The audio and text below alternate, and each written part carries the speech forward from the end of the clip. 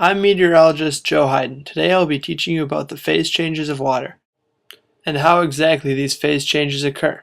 But first, I need to fill up my ice cube tray.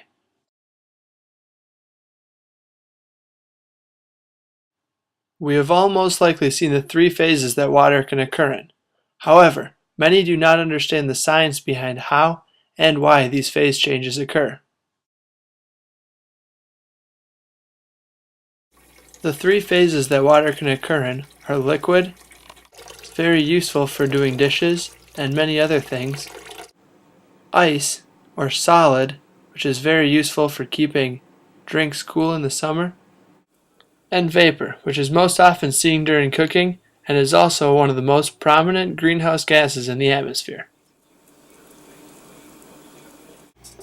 It's important to comprehend two different definitions before we get started.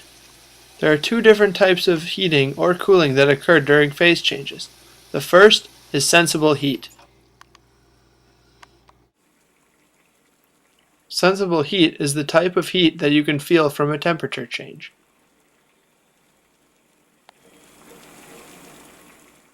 Notice how the temperature keeps rising when the thermometer is placed over the pot of boiling water. The pot is giving off sensible heat.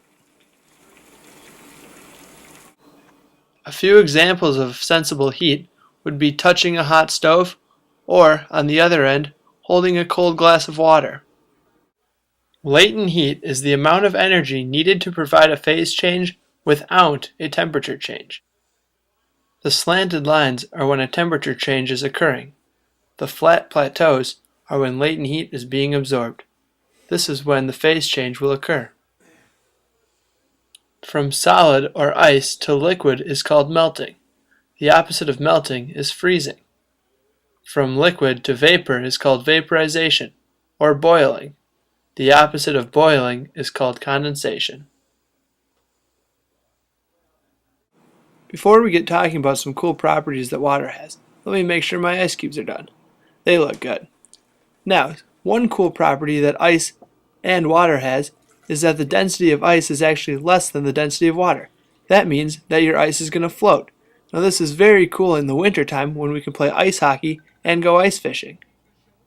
Water is a very important part in every mammal's life, humans and cats included. One of the most interesting properties of water is the surface tension.